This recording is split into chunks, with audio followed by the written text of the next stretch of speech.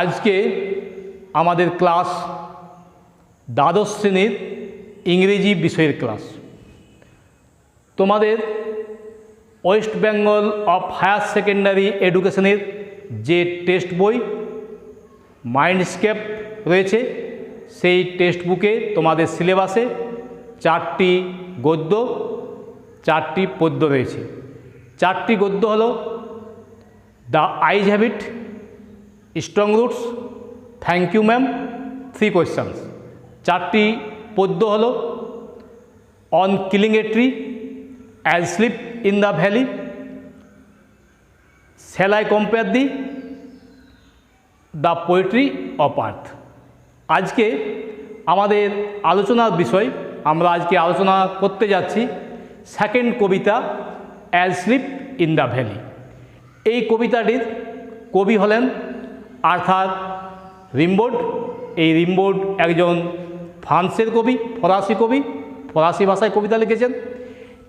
তাই তার নামের উচ্চারণ অনেকে অনেক রকম করেন, কেউ রিম্বো করে, কেউ র্যাবো করে, কারণ প্রতিটা দেশের প্রতিটা ভাষার উচ্চারণ একটা গঠনশৈলী রয়েছে, তার জন্য উচ্চারণের একটা ডিফারেন্স হয়।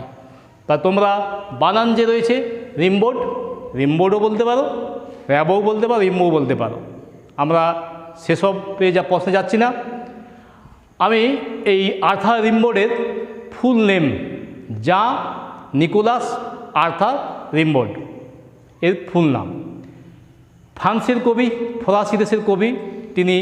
এই রিমবোর্ড খুব অল্প বয়স থেকে, অর্থাৎ একেবারে টিনেজের আগের থেকে তিনি কবিতা লেখা শুরু করেন। তিনি এটা ফরাসি ভাষায় লিখেছিলেন। এর টাইটেল ছিল লা ডরমিউ লা ভেল। এটি ইংরেজিতে অনুবাদ করা হয় এবং নাম দেওয়া হয় as slip in the valley. কবি খুব অল্প বয়সে কবিতা লেখা যেমন শুরু করেন, তেমনি তিনি 19 বছর বয়সে কবিতা লেখা ছেড়ে দেন।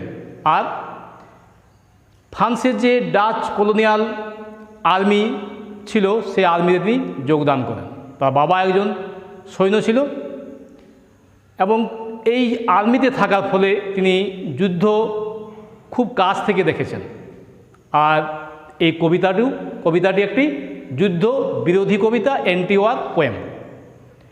আমরা এই কবির একটা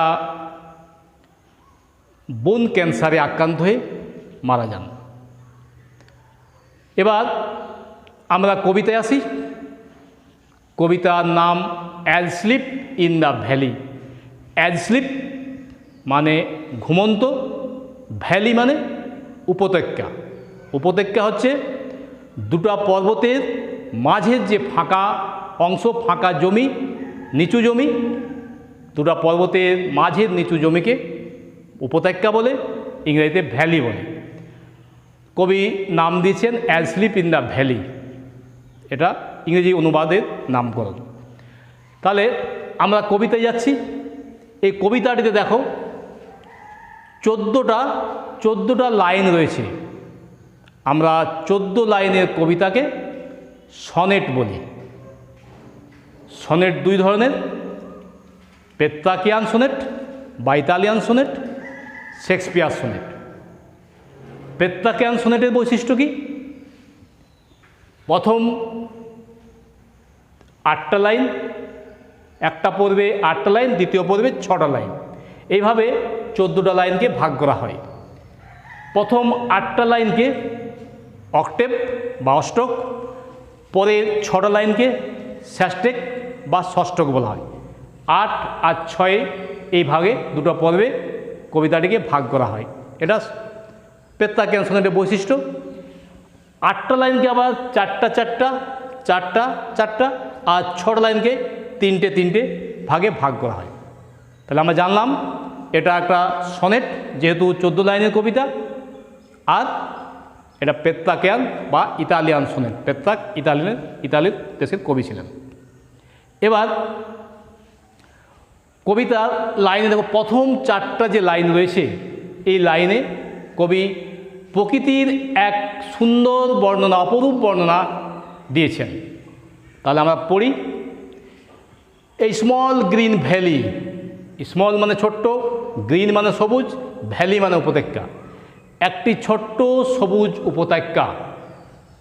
হোয়ার এ স্লো স্ট্রিম ফ্লোজ, যেখানে একটি ধীর গতিসম্পন্ন স্ট্রিম মানে নদী, পার্বত্য নদী বলা হয় স্ট্রিমকে, ঝর্ণা বলা হয়।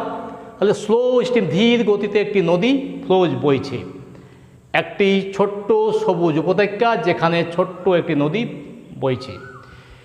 And leaves long strands of silver on the bright grass, leave long strands মানে লম্বা একটা রেখা রেখে যাচ্ছে, ছেড়ে যাচ্ছে, অফ সিলভার রূপলি একটি রেখা ছেড়ে যাচ্ছে, অন দ্য ব্রাইট গ্রাস উজ্জ্বল ঘাসের উপর।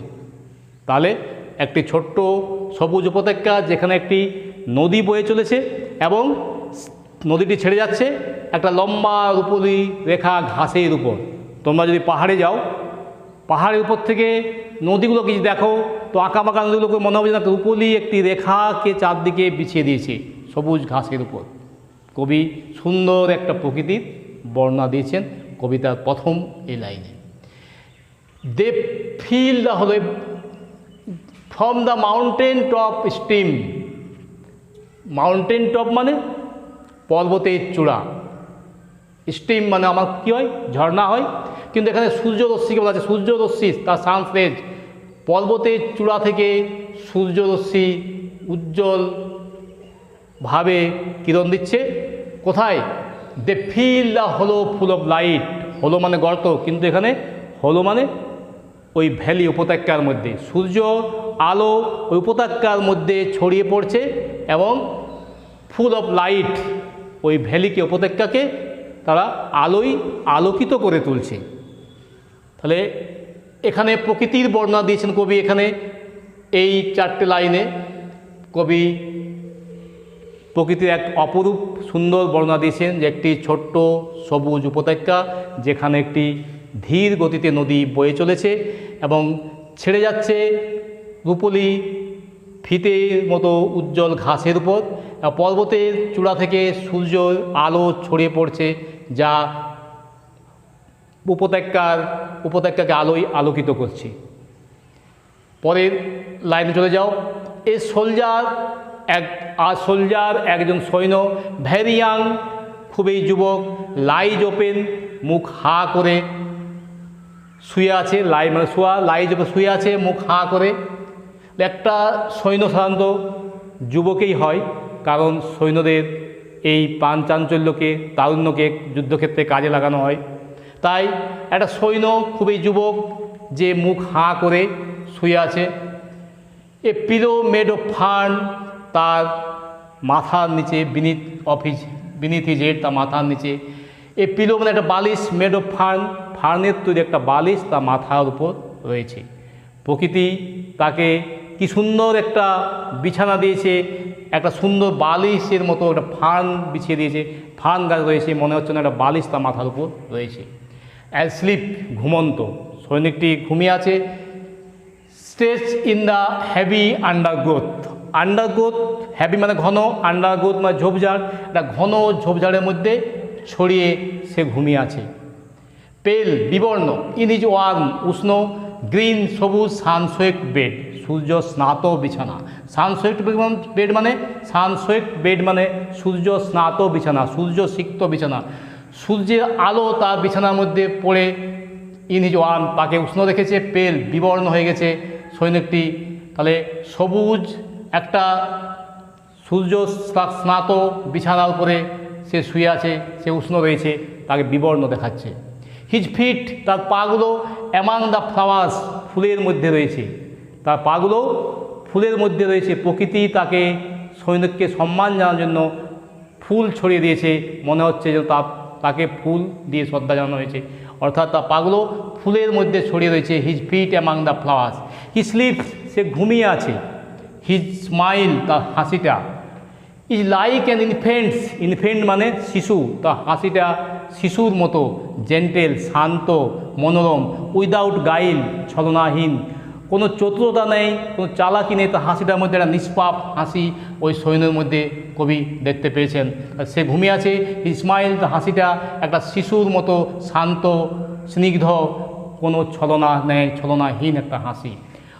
আর নেচার ও প্রকৃতি, ও হে প্রকৃতি কিপ হিম ওয়ার্ম, তাকে উষ্ণ রেখো, দেখো প্রকৃতি কবি বলছেন সৈনিকটিকে উষ্ণ রেখো, কিপ হিম ওয়ার্ম, হি মে ক্যাচ কোল্ড, তার ঠান্ডা লেগে যেতে পারে। কবি প্রকৃতিকে বলছেন যে সৈনিকটি ঘুমিয়ে আছে একটা খোলা জায়গার মধ্যে, তাকে ঠান্ডা লেগে যেতে পারে, তাকে তুমি তাপ দাও, উষ্ণতা দাও, এটা প্রকৃতিকে কবি বলছেন। The humming insect, humming insect মানে গুঞ্জনরত কীটপতঙ্গ, যে কীটপতঙ্গরা গুনগুন করে গান করে, গুনগুন করে, তাদের বলা হয় হামিং ইনসেক্ট। গুঞ্জনরত পতঙ্গ, ডোন্ট ডিস্টার্ব হিজ রেস্ট, তার বিশ্রামে, রেস্ট মানে বিশ্রাম, ডিস্টার্ব মানে ব্যাঘাত, তার বিশ্রামে ব্যাঘাত ঘটাচ্ছে না এই কীটপতঙ্গগুলো, তাকে বিরক্ত করছে না কীটপতঙ্গগুলো। হি স্লিপ, সে ঘুমিয়ে আছে, ইন সানলাইট, সে সূর্যের আলোর মধ্যে ঘুমিয়ে আছে, সে একটা ফাঁকা ভ্যালির মধ্যে ঘুমিয়ে আছে, সূর্য যেখানে আলো পৌঁছাচ্ছে সূর্যের আলোর মধ্যে সে ঘুমিয়ে আছে। ওয়ান হ্যান্ড হিজ ব্রেস্ট, তার একটা হাত বুকের মধ্যে।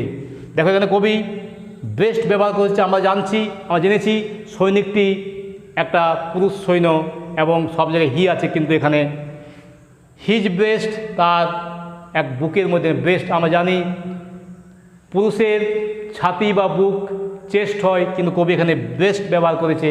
কেন ব্রেস্ট ব্যবহার করেছে যদি তোমরা জানতে চাও আমাকে ফোন করবে বা তোমাদের ফোন নাম্বার দিবে আর আমাকে লিখে পাঠাবে হোয়াটসঅ্যাপের মাধ্যমে, তাহলে আমি উত্তরটা দিয়ে দেব। তাহলে আমরা কী জানলাম, একটা হাত তার বুকের মধ্যে রয়েছে, অ্যাট পিস, শান্তিতে, শান্তিতে সে ঘুমোচ্ছে। আমরা এখান পর্যন্ত জেনেছি যে সৈনিকটি মারা যায়নি, সে ঘুমিয়ে আছে। পরের লাইনে দেখো ছন্দপতন ঘটছে।